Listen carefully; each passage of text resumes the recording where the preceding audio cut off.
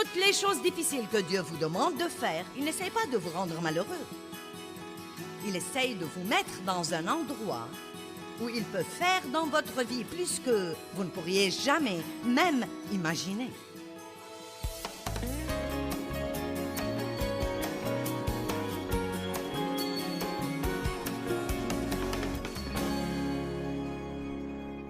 Ce soir, je veux vous parler d'une attitude de miséricorde et de pardon.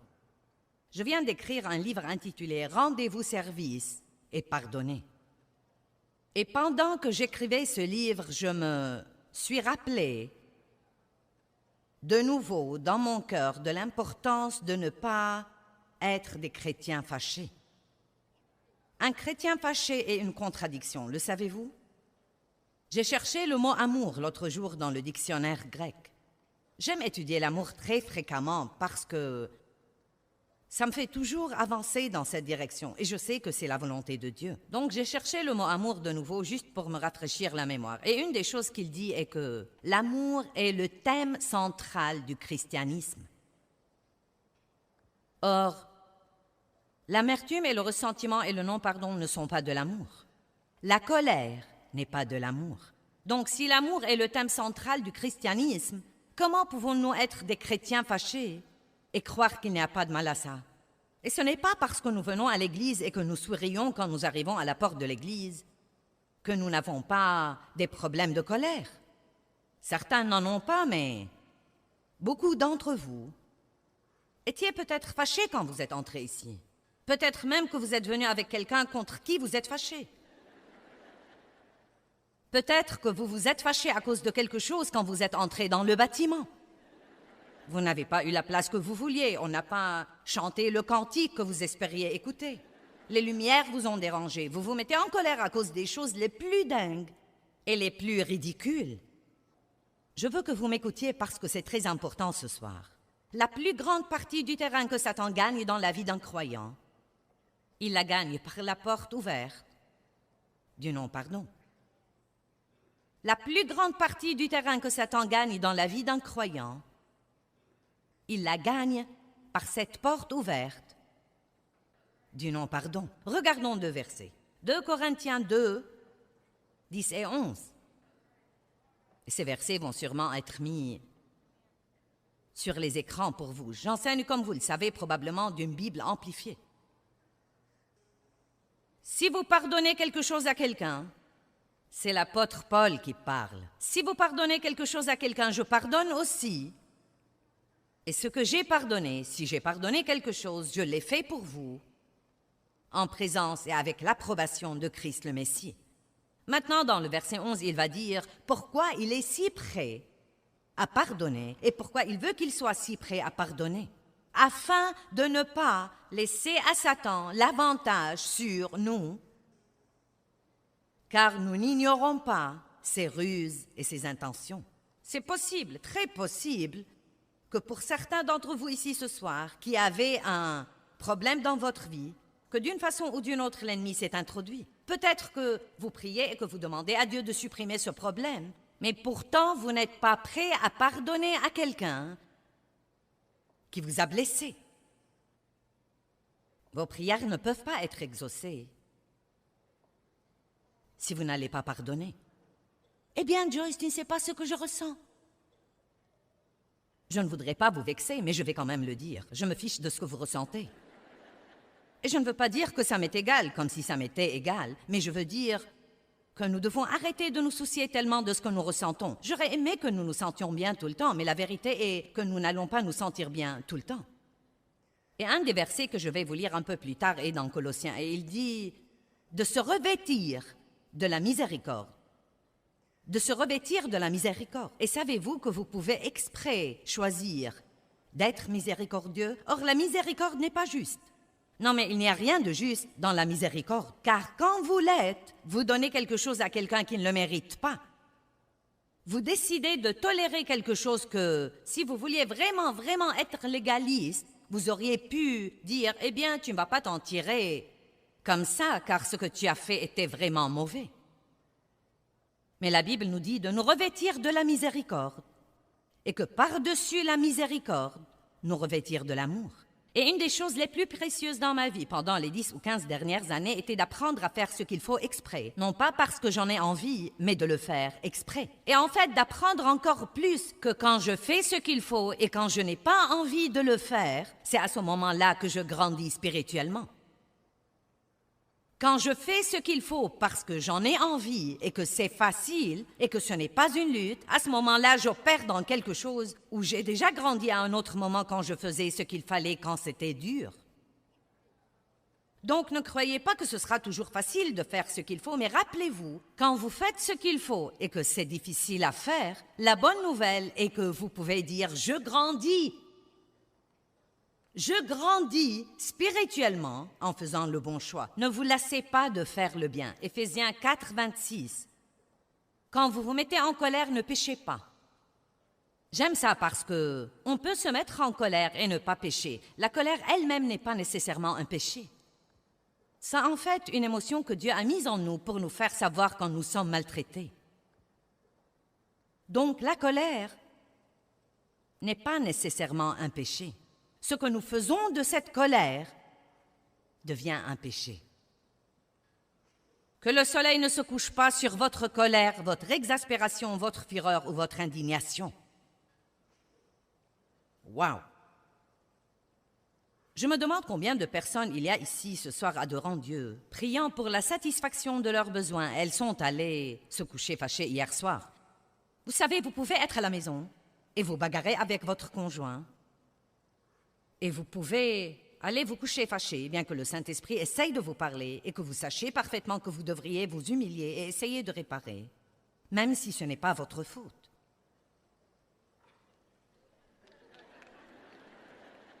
Car l'important, c'est ça, n'est-ce pas? Eh bien, ce n'est pas ma faute et il doit venir à moi.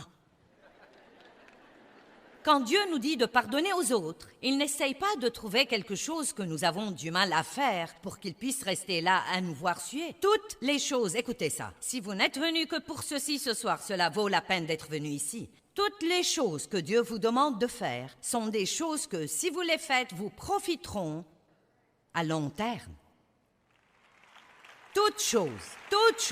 Toutes les choses difficiles que Dieu vous demande de faire en ce moment, s'il y a quelque chose qu'il vous demande d'abandonner ou quelque chose qu'il vous demande de faire et que vous ne voulez pas faire, il vous demande de rester quelque part que vous aimeriez quitter ou de rester avec une personne que vous aimeriez quitter. Toutes les choses difficiles que Dieu vous demande de faire, il n'essaie pas de vous rendre malheureux.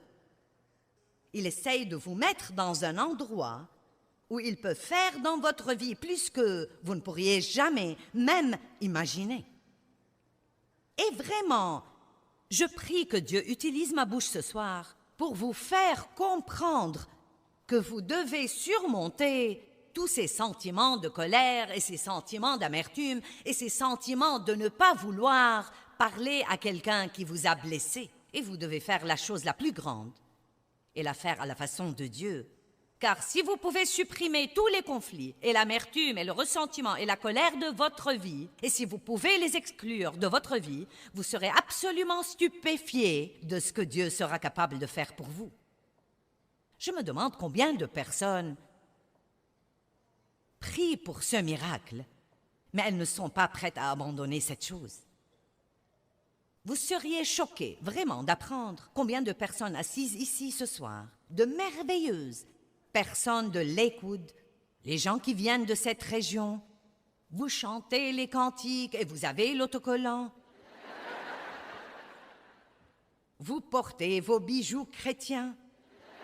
Vous avez apporté votre Bible et peut-être votre Bible à 26 traductions. Je ne sais pas. Vous achèterez les CD et pourtant, vous êtes fâché contre quelqu'un. Vous ne croyez pas que quelqu'un devrait être fâché contre quelqu'un d'autre, mais dans votre cas, c'est justifié. Car après tout, nous ne comprenons vraiment pas ce qui vous est arrivé. Vous savez, quand Jésus a été crucifié, il a dit « Père, pardonne-leur, car ils ne savent pas ce qu'ils font. » Quand Étienne a été lapidé, il a dit « Père, pardonne-leur, car ils ne savent ce qu'ils font. » Et si vous pouvez arriver au point de comprendre ce que je veux partager avec vous, je crois que cela peut vous changer la vie. Quelque chose que Dieu a chuchoté dans mon cœur l'année passée et j'étais comme « Wow! » Il a dit « Joyce, quand quelqu'un te blesse, tu devrais te soucier davantage de ce qu'il se fait que de ce qu'il te fait. Car vous voyez, Dieu n'apprécie pas que les gens blessent ses enfants. Nous avons des mamans et des papas ici. Que faites-vous quand quelqu'un blesse un de vos enfants? Non mais je deviens comme... Oh! Vous pouvez faire n'importe quoi, mais blesser un de mes enfants. J'aurais du mal à être chrétienne ce jour-là. Amen? Et Dieu n'aime vraiment pas que les gens soient injustes et désobligeants avec ses enfants et qu'il les juge et les critique et leur fasse des choses impies. Et je crois vraiment que nous devons apprendre. C'est pourquoi la Bible dit de prier pour vos ennemis. Nous devons prier pour nos ennemis, car ce qu'ils nous ont fait ne peut rien nous faire si nous ne lui permettons pas. Ce sont eux qui ont besoin d'aide. Que le soleil ne se couche plus sur votre colère. Maintenant, vous allez dire, eh bien, je ne peux rien changer à ce que je ressens. Nous ne parlons pas de ce que vous ressentez. Nous parlons de la décision que vous prenez. Vous savez, j'ai découvert que si je me fâche contre Dave, je peux entrer dans la pièce et lui parler si j'ai envie de le faire ou non. Et quand vous êtes fâché contre quelqu'un, ce que vous voulez faire, c'est l'exclure de votre vie. Les murs s'élèvent. Je sors par la porte d'entrée et j'entre par derrière plutôt que d'être obligé de traverser la pièce où il est. Allez, est-ce que vous êtes avec moi ce soir? Mais j'ai découvert que je peux choisir d'entrer dans cette pièce et de lui dire « Le match de foot te plaît? Aimerais-tu boire quelque chose? Je t'aime, je vais aller me coucher. Rapidement. »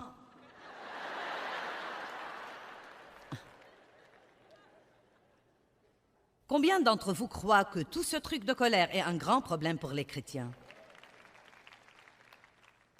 Vous savez quoi? Nous devons faire quelque chose là-dessus. Chacun de nous doit prendre la responsabilité, personnellement, de dire « Je ne vais pas vivre fâché ».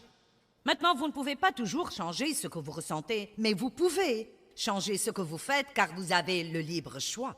Et si nous faisons ce qu'il faut assez longtemps, nos sentiments nous suivront plus tard. Je vais dire ça de nouveau. Si nous faisons ce qu'il faut assez longtemps, nos sentiments ne tarderont pas à nous suivre plus tard.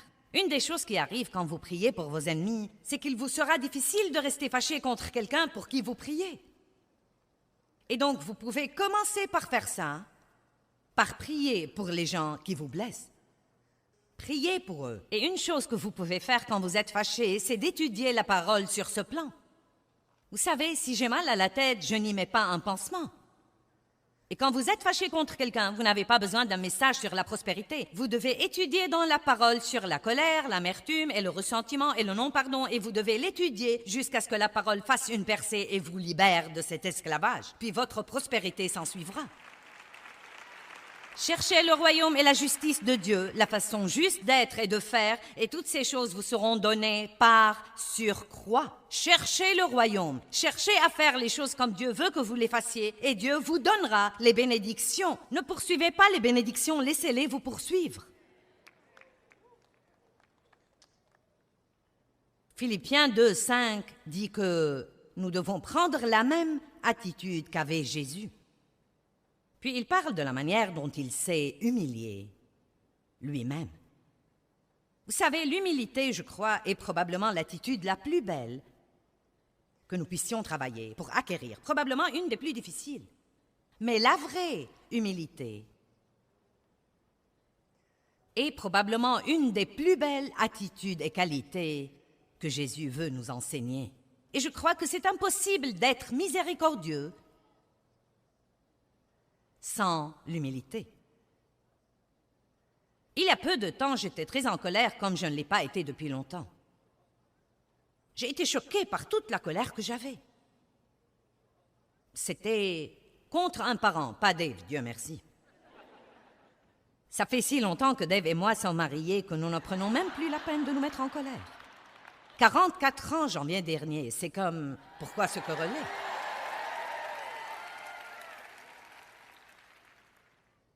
Mais je me suis mise en colère contre quelqu'un. Je ne vais pas rentrer dans les détails. J'ai raconté toute l'histoire dans le livre que je viens d'écrire, mais J'ai senti que la personne était vraiment, vraiment, vraiment ridicule et exerçait une pression excessive sur moi à un moment où je n'en avais pas besoin. Je lui ai demandé de faire une simple petite chose et elle a, vous savez, rechigné à la faire et j'étais comme, non mais j'ai vraiment explosé. Et je ne fais pas ça normalement. Et j'ai vraiment tout sorti. Et j'ai raconté à tout le monde ce qu'elle m'avait fait. J'ai raconté à Dave, j'ai appelé mes enfants et je leur ai dit ce qu'elle m'a fait. Et ce qu'il y a, c'est que ça ne se fait pas. Nous allons en parler ce soir parce que l'amour couvre. L'amour ne dénonce pas, l'amour couvre. L'amour essaye de protéger la relation avec l'autre. Il n'essaye pas de la ruiner. Mais j'étais tellement en colère que non seulement je ne voulais plus l'aimer, je voulais que personne d'autre ne l'aime. Ça ne vous exaspère pas quand quelqu'un vous a blessé et que vous êtes avec quelqu'un d'autre qui le connaît et qui commence à vous dire à quel point il est gentil? Vous avez envie de dire, eh bien, je pourrais vous en dire long sur lui. Donc, de toute façon, non mais j'étais ferme et je sentais que ma colère était justifiée. Et donc, 3 jours se sont écoulés. J'attendais qu'elle m'appelle pour s'excuser. Pas un coup de fil. Un matin, je priais. Vous savez, c'est dur de prier quand vous n'obéissez pas à Dieu. Car quand vous priez, il risque de vous dire quelque chose que vous ne voulez pas écouter. Donc, je priais un matin et je crois qu'assez de jours s'étaient écoulés et Dieu a pu finalement me convaincre un peu. Et il a commencé à me mettre sur le cœur qu'il voulait que je l'appelle pour m'excuser. J'étais vraiment... Croyez-moi, j'ai dit, oh Dieu, non, non, non, non, non, non. S'il te plaît, pas cette fois. Peux-tu demander à quelqu'un d'autre de faire ce qu'il est juste et pas moi? Cette femme est chrétienne aussi. J'ai attendu quelque temps. Et j'étais vraiment sûre qu'elle allait l'utiliser comme... Eh bien, oui, tu m'as vraiment blessé, oui, tu n'aurais pas dû, oui. Donc j'ai simplement dit, d'accord Dieu, je vais faire ça parce que je t'aime et que je veux t'obéir. Mais pourrais-tu au moins lui demander de dire, j'avais tort moi aussi? J'ai pensé, eh bien, je pourrais faire ça si je n'ai pas apporté tout le poids de l'affaire. Donc j'ai appelé, à moitié espérant qu'elle ne répondra pas, car beaucoup de fois elle ne répond pas. Mais voici, elle était à la maison ce jour-là pour me parler. Et vous savez, j'ai dit, vous savez, écoute, je veux juste te dire que je suis désolée d'être tellement en colère l'autre jour. Non mais tout de suite, elle a dit, tu sais quoi? Vraiment, n'y pense plus. Elle a dit, je n'ai pas bien agi non plus. Et c'était si joli. Et ensuite, c'était comme... Toute cette pression est partie. Je pouvais prier. Je travaillais sur mon livre et donc ça a aidé.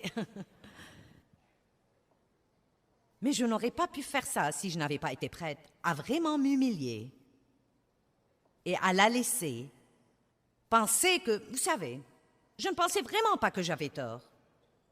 Mais je me suis rendu compte que, bien que ce qu'elle avait fait était mauvais, ma réaction de cette façon était tout aussi mauvaise. Vous voyez, même quand quelqu'un vous fait du tort, la colère que vous avez et que vous commencez à proférer est tout aussi mauvaise. Je crois que nous devons acquérir une attitude beaucoup plus complaisante. Et vous savez, dans le naturel, je ne serai pas une personne très accommodante, mais j'ai acquis beaucoup plus de cette attitude dans ma vie. Vous savez pourquoi? C'est vraiment très éprouvant pour vous si vous n'arrivez pas tôt ou tard au point d'être un peu plus accommodant et de ne pas faire une montagne d'une taupinière et de ne pas exiger tout d'une certaine manière dans votre vie. Il y a un verset que j'aime absolument. Je crois que c'est une des plus belles parties de la Bible, et ça se trouve dans Matthieu 11, 28 à 30.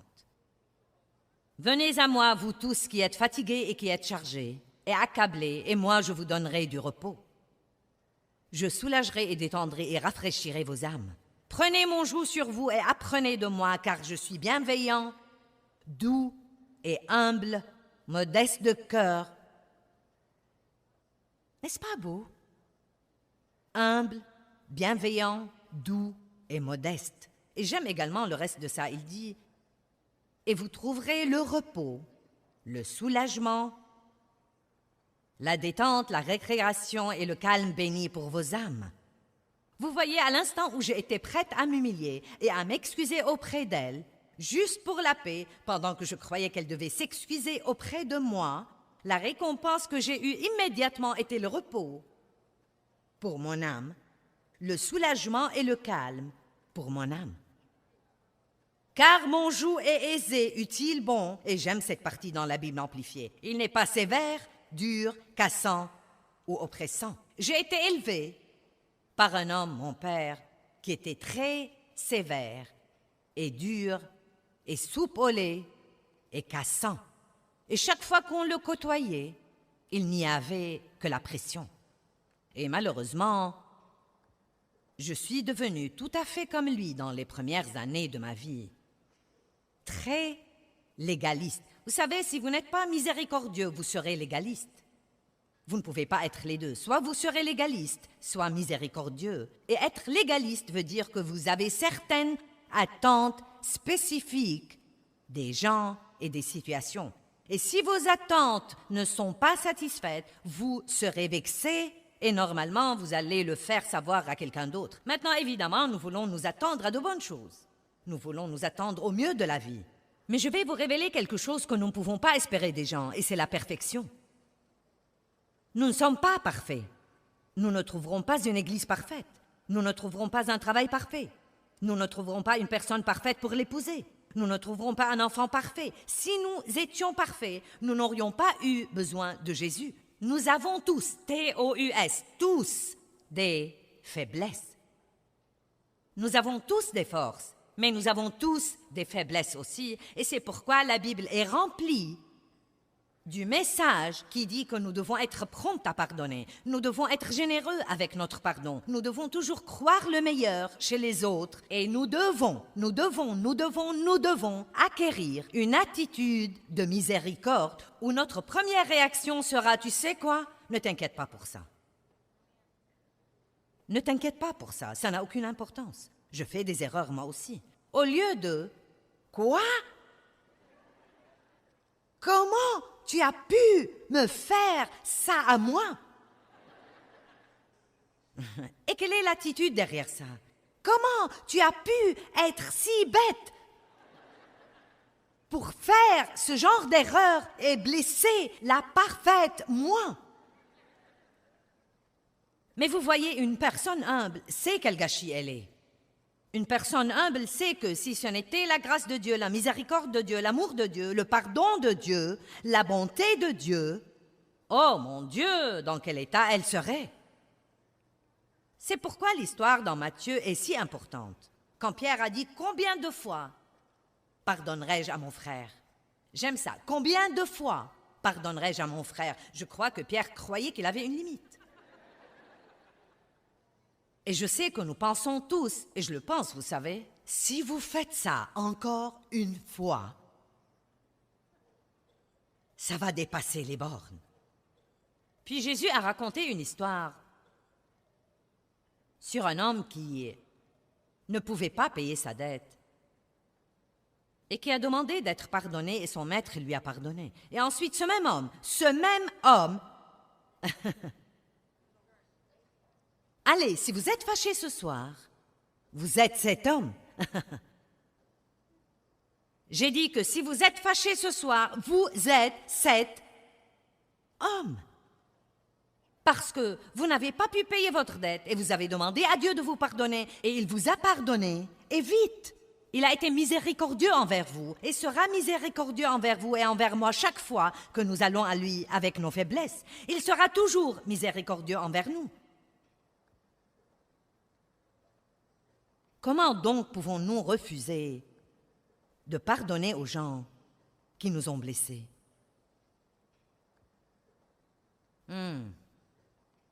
C'est calme là-dedans.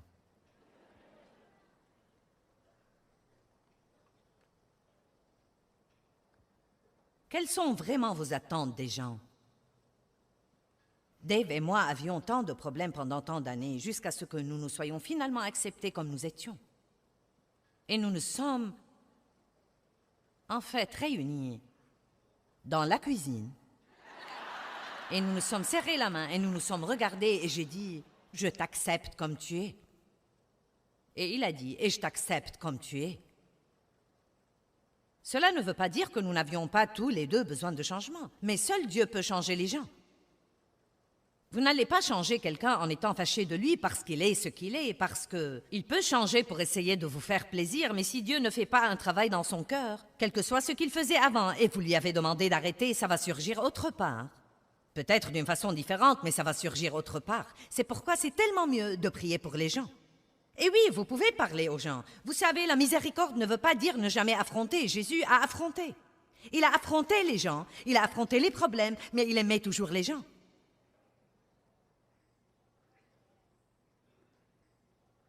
Vous devez apprendre à ne pas vous attendre à ce que tout le monde dans votre vie soit parfait. Car vous savez quoi? Nul de nous n'est parfait. Eh bien, j'espère que l'enseignement d'aujourd'hui a été un bon rappel pour vous, comme quoi la miséricorde est un don que Dieu nous donne et un don que nous pouvons donner aux autres, mais il faut un caractère pieux pour être miséricordieux envers les autres. Nous devons savoir laisser Dieu développer ce caractère en nous.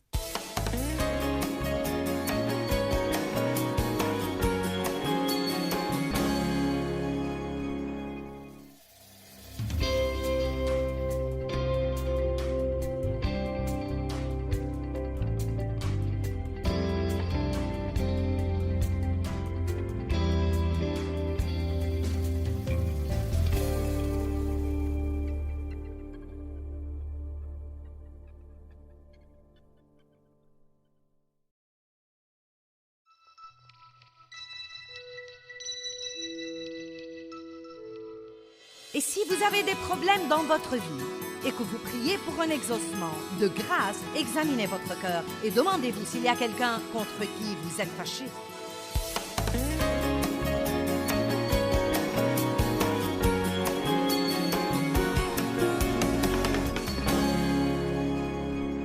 Vous savez, la miséricorde ne veut pas dire ne jamais affronter. Jésus a affronté. Il a affronté les gens, il a affronté les problèmes, mais il aimait toujours les gens.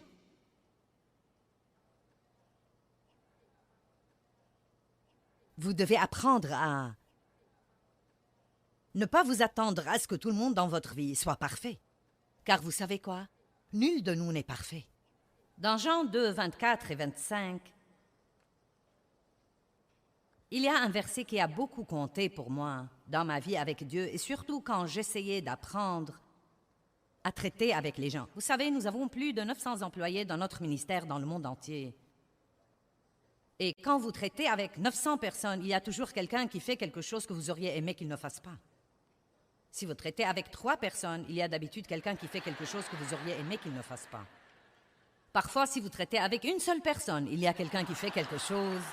Combien d'entre vous reconnaissent que bien s'entendre avec les gens et rester en paix, et rester dans l'amour, et ne pas se mettre en colère, est quelque chose sur lequel vous devez travailler? Nous sommes tous d'accord là-dessus. Donc, nous avons tous besoin de ce message.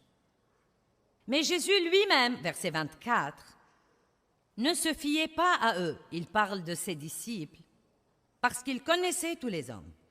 Il ne dit pas qu'il ne leur faisait pas confiance, il dit qu'il ne se fiait pas à eux. Et je comprends de ça que Jésus ne leur ouvrait pas grand son cœur pour dire « Vous êtes mes meilleurs copains et nous allons nous fréquenter et je peux tout vous dire et vous faire confiance et vous n'allez jamais me blesser et vous n'allez jamais me décevoir. Vous êtes mes amis parfaits que j'ai cherchés toute ma vie. »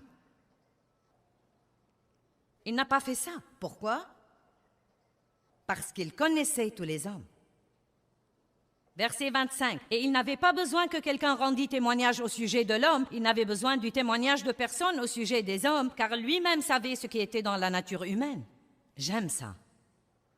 Vous savez, je crois que si vous pouvez commencer un nouveau travail et vous dire vous-même avant d'y aller, ce travail ne va pas être parfait, mon patron ne va pas être parfait, je ne vais pas travailler avec des gens parfaits, et je ne suis pas parfait. Donc je crois que je vais y aller tous les jours et avoir une attitude miséricordieuse. Vous voyez, vous devez décider et rester décidé. C'est si encourageant pour nous de ne pas avoir des attentes erronées, parce que quand vous avez de fausses attentes, vous vous piégez vous-même dans toutes sortes de douleurs et d'angoisses. Eh bien, tu es la dernière personne au monde que j'aurais jamais cru qu'elle me blesserait. Eh bien, vous aviez une fausse attente. Car si vous fréquentez quelqu'un assez longtemps, vous allez trouver quelque chose chez lui que vous n'aimerez pas. On peut supporter n'importe quoi pour une courte période de temps. Mais quand vous avez ça jour après jour, après jour, après jour, après jour, après jour, après jour, je crois que c'est pourquoi Pierre a dit « Seigneur, combien de fois ?» Et c'est mon opinion personnelle, mais je crois que Pierre avait un problème avec Jean. Car je connais la personnalité de Pierre. Je n'écris pas un nouveau chapitre dans la Bible, mais écoutez, je connais la personnalité de Pierre. Et je sais que quand Jean disait « Je suis le disciple que Jésus aime », je peux vous dire tout de suite que ça agaçait Pierre. Et je peux même voir quand Jean s'est penché vers la poitrine de Jésus au dîner et a dit « Je suis celui qu'il aime ». Je parie que Pierre voulait le tabasser. Maintenant, c'est mon opinion, mais ces disciples ont été ensemble pendant 3 ans, jour et nuit. Ils avaient sûrement des problèmes entre eux. Plus vous fréquentez quelqu'un, plus vous verrez ses défauts. C'est pourquoi vous devez commencer à prier et à travailler avec le Saint-Esprit pour acquérir une attitude de miséricorde à l'égard des incapacités des autres. Les disciples étaient un gâchis. Et Jésus leur pardonnait constamment. Ils se sont disputés au sujet de qui était le plus grand. Ils se sont endormis quand Jésus avait besoin qu'il prie 1 heure avec lui. Pierre a renié Jésus 3 fois. Et pourtant, Jésus lui a donné la miséricorde. Le matin de la résurrection, il a dit « Allez dire à mes disciples et à Pierre ». Pierre était le seul qui l'a mentionné par son nom. « Allez dire à mes disciples », oh oui, et dites à Pierre aussi. Je ne suis pas fâchée contre lui, il est toujours dans le groupe. Mais qu'il m'ait renié 3 fois. Vous savez pourquoi? Vous savez pourquoi Jésus n'était pas fâché contre ses disciples? Parce que la miséricorde comprend le pourquoi derrière le quoi. Le légalisme ne regarde que ce que font les gens, mais Dieu regarde au-delà de ce que nous faisons, à pourquoi nous le faisons. Et c'est pourquoi il peut être si patient et indulgent avec nous et travailler à notre guérison. Dieu a supporté beaucoup de trucs de moi pendant longtemps parce qu'il savait comment on m'a élevé et il savait comment on m'a traité. Et il le savait que j'avais un bon cœur à son égard, mais que j'avais un problème avec des forteresses dans ma chair parce que j'ai été maltraitée. Jésus a compris que les disciples avaient peur. Pierre avait peur. Il avait peur des hommes. Il avait peur.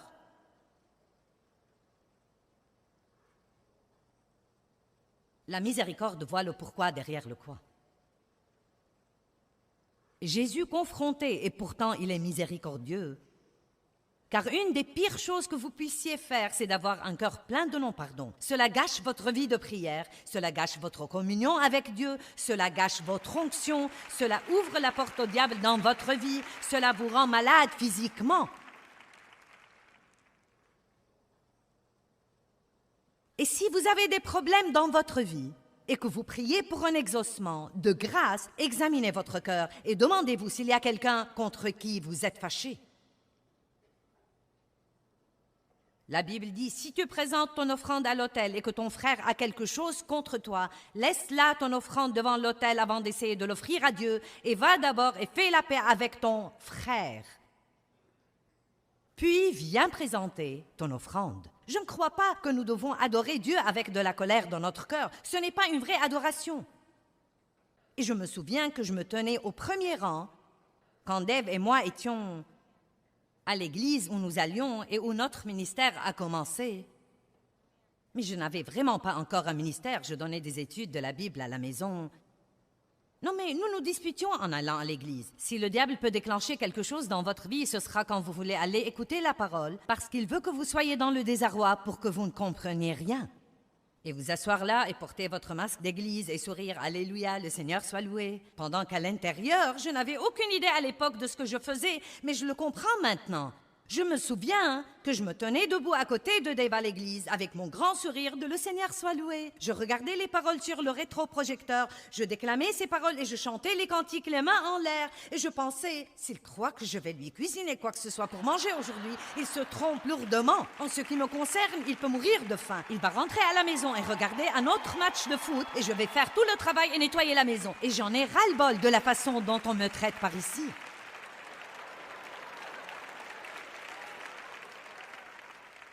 Dieu se soucie de l'homme caché du cœur, non pas de la comédie que nous jouons, mais de l'homme caché du cœur.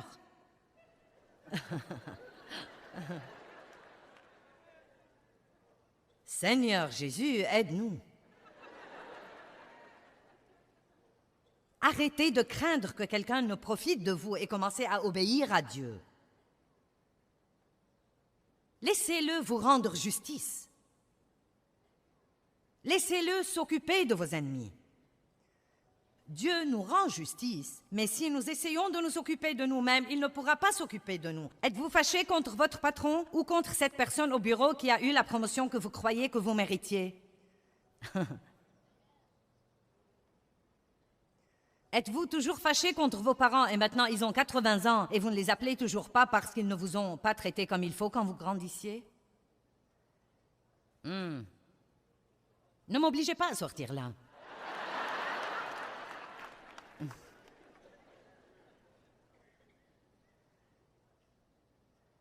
Regardons quelques caractéristiques de l'attitude de miséricorde pour voir si nous l'avons ou non. Maintenant, il y a le don de la miséricorde et je ne l'ai pas.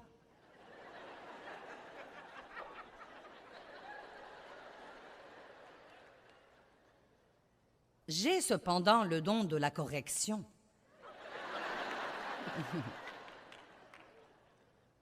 Le don de la miséricorde peut être une belle chose et il y a des gens... Non mais vous en débordez. Vous savez, j'ai dû l'apprendre, je dois m'en revêtir. Et je dois normalement m'en revêtir plusieurs fois par jour. Et je veux que vous sachiez que ce n'est pas parce que vous n'êtes pas particulièrement doué sur ce plan que cela vous dispense de la responsabilité d'apprendre à développer et de travailler avec le Saint-Esprit pour acquérir une attitude miséricordieuse. Nous devons nous revêtir de Christ, nous revêtir de la nature de Christ. Et ce n'est pas parce que vous avez été blessé dans votre enfance et parce que vous craignez que les gens ne vous maltraitent. Cela ne peut pas devenir une excuse pour ne pas acquérir ces belles attitudes que Christ veut que nous acquérions. Une personne miséricordieuse ne dénonce pas les fautes des autres sans une bonne raison. Vous savez quoi? Les mauvaises nouvelles se répandent dans le corps de Christ comme une traînée de poudre. Nous n'avons même pas besoin des médias. Non mais si un pasteur dans un petit village perdu fait quelque chose, non mais tout le monde l'apprend en moins d'une semaine. Mais les bonnes nouvelles ne se répandent pas aussi vite. Et c'est une méchante, mauvaise chose que Dieu méprise.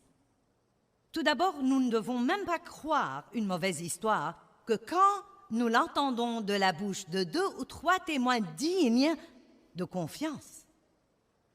Et deuxièmement, nous ne connaissons pas toute l'histoire.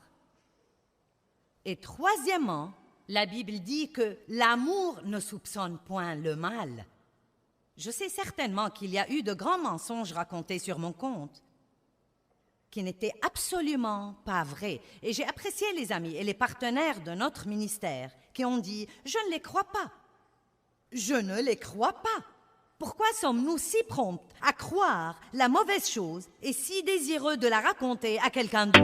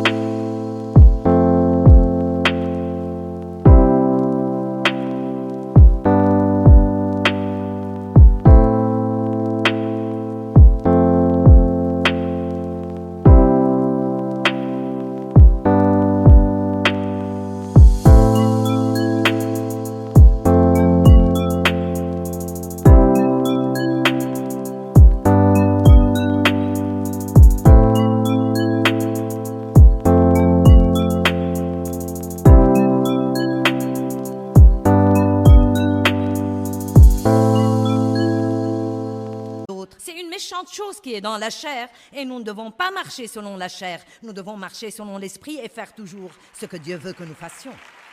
Amen. Donc, 1 Pierre 4,8 dit « L'amour couvre ». J'aime ça. Proverbe 10,12 dit « La haine provoque les querelles, mais l'amour couvre toutes les transgressions. » Vous savez, Joseph a fait une belle chose, elle révèle son caractère. Quand il allait finalement parler avec ses frères et leur révéler qui il était, il y avait plusieurs autres personnes dans la pièce quand ils sont venus à lui pour acheter des vivres. Et vous devez remarquer ça, il a fait sortir tous les autres de la pièce avant d'aborder ce sujet avec ses frères. Vous savez pourquoi? Il voulait que personne ne pense du mal d'eux. C'est une belle attitude. Bien, maintenant, je veux que nous allions à Genèse 9, à partir du verset 18. Et je prie que, comme nous partageons ces quelques versets, que ça mettra un peu de la crainte de Dieu en nous. Car je crois vraiment que nous devons avoir plus de la crainte révérentielle de Dieu. Je crois que c'est une des choses qui nous amène à faire ce qu'il faut, bien que nous n'en ayons pas envie. Et croyez-moi, je crois que c'est une des choses qui manque dans la vie de beaucoup de chrétiens. Nous sommes devenus presque trop familiers avec Dieu. Vous ne devez jamais craindre Dieu d'une mauvaise façon, mais vous devez savoir que Dieu est Dieu et qu'il ne plaisante pas. Et s'il dit qu'il vous bénira, il vous bénira. Mais s'il dit que vous ne devriez pas faire quelque chose, vous feriez mieux de ne pas le faire. Car si vous le faites, il va y avoir un résultat. Tout ce qui est écrit ici est écrit pour l'édification. Ce n'est pas un petit livre de belles histoires que quelqu'un a décidé de rédiger. Ces choses sont pour notre instruction et notre édification. Apprenons quelque chose ici. Genèse 9, 18. Et les fils de Noé qui sortirent de l'arche étaient Sem et Cham et Japheth. Cham fut le père de Canaan, né plus tard. Ce furent les 3 fils de Noé. C'est à partir d'eux que toute la terre fut peuplée. Et Noé commença à être cultivateur et il planta une vigne et il en but le vin et il s'enivra et se trouva nu à l'intérieur de sa tente. Bien, Noé a été sur cette arche longtemps. Je crois qu'il a pensé qu'il était temps de faire la fête. Il a cultivé une vigne, il en a fait du vin, il a bu plus qu'il ne devait. Il paraît qu'il a été vraiment ivre parce qu'il a ôté ses vêtements et s'est trouvé nu. Juste pour m'assurer que vous êtes avec moi. Maintenant, faites attention. Et Cham, père de Canaan, vit la nudité de son père et il en informa ses 2 frères. Il leur dit, « Vous n'allez pas croire ce qu'a fait papa. Il est ivre-mort et couché tout nu là-dedans. »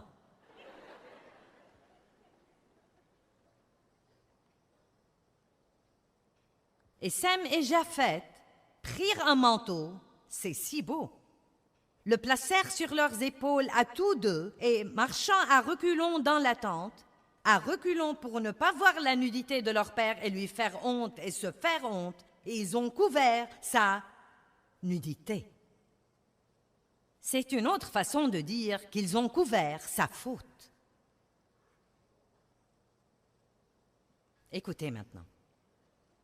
Et Noé se réveilla de son vin et sut ce qui lui avait fait son plus jeune fils. Il s'exclama, « Maudit soit Canaan, qu'il soit le dernier des serviteurs de ses frères. » Mais il a dit aussi, « Béni soit le Seigneur, le Dieu de Sem, et béni par le Seigneur mon Dieu soit Sem, et que Canaan en soit le serviteur. Que Dieu étende les possessions de Japheth et qu'il demeure dans les tentes de Sem, et que Canaan en soit le serviteur. » Y a-t-il plus clair que ça? Oui, je sais que c'est l'Ancien Testament, mais vous savez, l'Ancien Testament ne disparaît pas dans le Nouveau. Ce qui arrive, je crois que les gens s'embrouillent à propos de la grâce. La grâce n'est pas une excuse pour mener une vie relâchée, immorale et s'en tirer comme ça. La grâce, c'est la puissance du Saint-Esprit pour pouvoir faire ce que Dieu nous demande de faire avec facilité, parce que nous ne le faisons pas par le travail de notre chair, mais nous appelons Dieu à venir et être notre partenaire et à faire la chose par nous, par sa force et sa puissance. Ne croyez jamais que la grâce est, eh bien vous savez, la grâce, eh bien la grâce. Je suis fanat de la grâce, j'aime la grâce, mais je m'inquiète parfois quand les gens croient que ça signifie qu'ils peuvent faire tout ce qu'ils veulent. Nous vivons sous le Nouveau Testament et c'est la grâce. La grâce n'est pas une excuse pour mener une vie relâchée, immorale et croire que Dieu va nous le laisser passer. La grâce est la puissance de vous mettre à genoux et de dire Dieu, je veux faire ce que tu veux que je fasse. Je veux vivre sans non-pardon. Je veux vivre sans amertume et je ne peux pas faire ça tout seul. Mais Dieu, si tu me donnes ta grâce, si tu me donnes ta miséricorde, je peux être miséricordieux à l'égard des autres, mais seulement si tu m'aides. Et je ne vais pas vivre en colère, je ne vais pas vivre fâché, je ne vais pas vivre...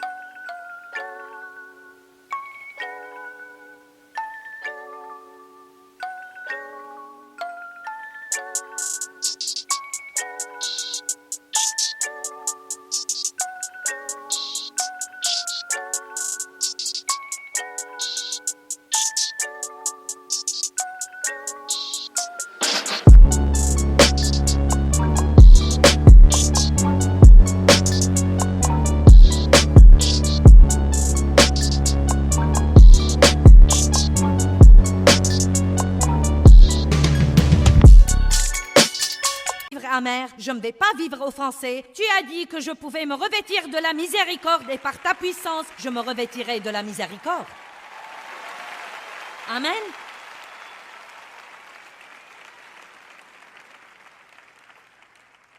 Une autre chose que la Bible dit dans Matthieu 18 est que s'il y a quelque chose entre vous et votre frère, si votre frère vous a offensé, d'abord, que tout le monde dise d'abord, allez trouver votre frère en privé.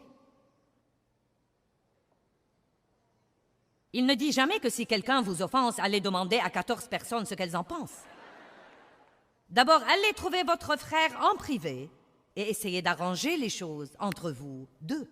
Et s'il ne vous écoute pas, prenez 2 ou 3 personnes. S'il refuse toujours, dites-le à l'église. Il y a un ordre pour les choses. La Bible ne dit jamais de laisser passer aux gens toutes sortes de mauvais comportements. Ce n'est pas ça le vrai pardon.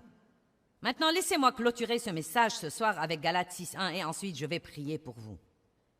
Frère, si quelqu'un, n'importe qui, même une personne que vous n'aimez pas, si quelqu'un vient à être surpris en quelque faute ou en quelque péché, vous qui êtes spirituel, c'est nous, n'est-ce pas? Qui êtes sensible à l'esprit et contrôlé par l'esprit, c'est ça être spirituel, devriez le redresser, le rétablir et le réintégrer. Maintenant, c'est vraiment facile pour nous de redresser. Oui, je suis fanat de ça, Seigneur, le redresser. Mais ensuite, il dit de le rétablir, et cela veut dire le rétablir de la manière dont vous le regardez, le rétablir.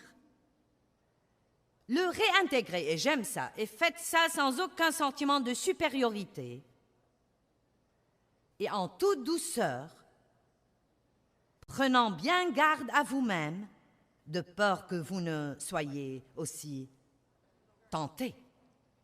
Donc, une des meilleures choses à faire quand quelqu'un fait quelque chose de vraiment dingue et qui vous blesse, au lieu de vous mettre en colère et de piquer une crise et d'essayer de le lui faire payer et de l'exclure pour un temps,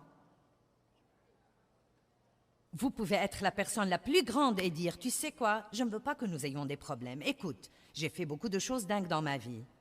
Je comprends. » Vous savez, beaucoup de fois,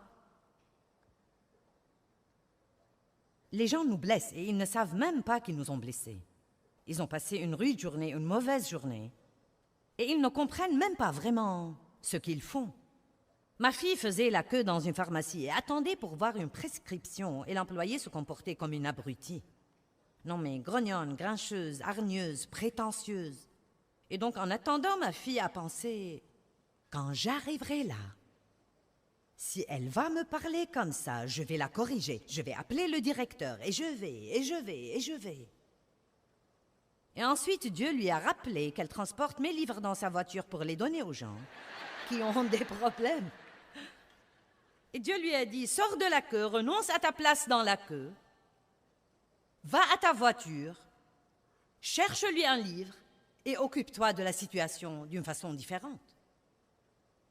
Tu ne sais pas ce qui se passe dans sa vie. Peut-être que son mari vient de la quitter. Peut-être que son enfant vient de mourir. Tu n'as pas la moindre idée de ce qui se passe dans sa vie et qui la pousse à se comporter comme ça. Vous voyez, la miséricorde cherche le pourquoi derrière le quoi. Et donc, ce qu'elle a dit, vous savez, quand elle est finalement arrivée là, elle a dit, tu sais, je crois que tu as eu une rude journée. Et elle a dit, je veux que tu saches que Dieu t'aime.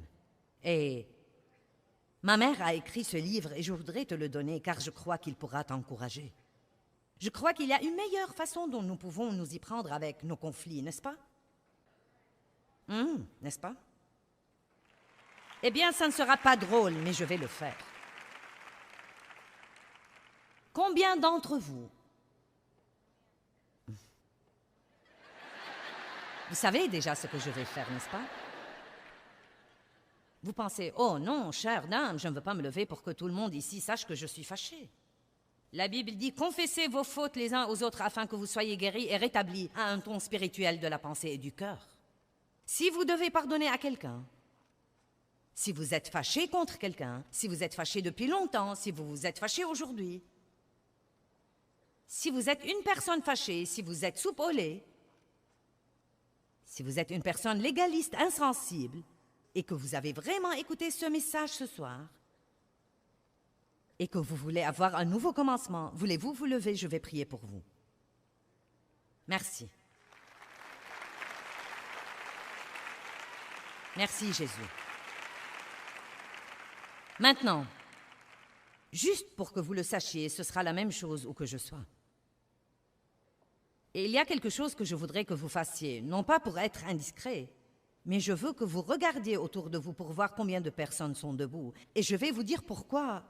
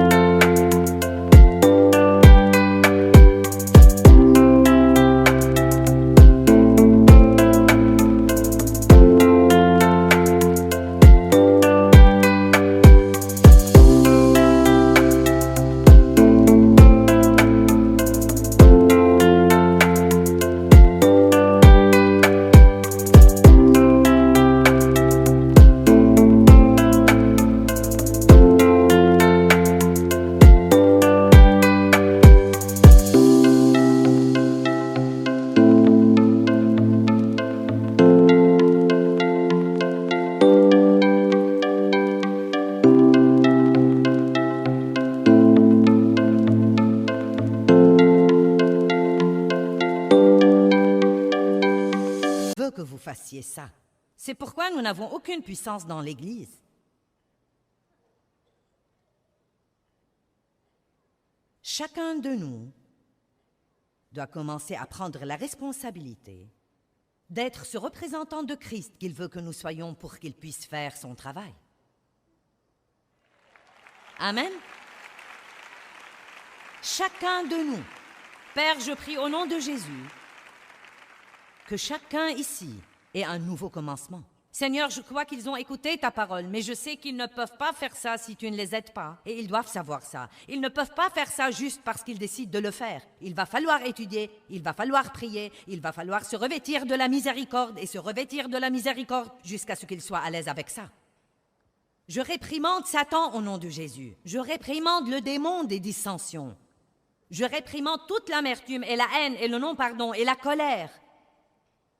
Et je prie, Seigneur, que nous désirions plus que tout être comme toi. Eh bien, j'espère que l'enseignement d'aujourd'hui a été un bon rappel pour vous, comme quoi la miséricorde est un don que Dieu nous donne et un don que nous pouvons donner aux autres, mais il faut un caractère pieux pour être miséricordieux envers les autres. Nous devons savoir laisser Dieu développer ce caractère en nous.